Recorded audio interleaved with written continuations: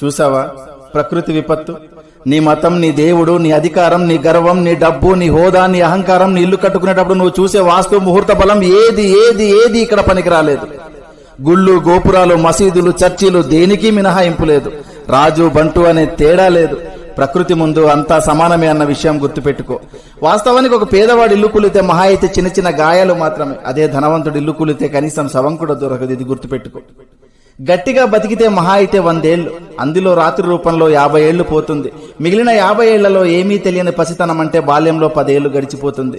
మిగిలిన 40 ఏళ్లలో చిట్ట చివరి వృద్ధాప్యంలో దినదిన గండంగా 5 ఏళ్లు గడిచిపోతుంది. ఇంకా నీ కోసం మిగిలింది కేవలం 35 ఏళ్లు మాత్రమే.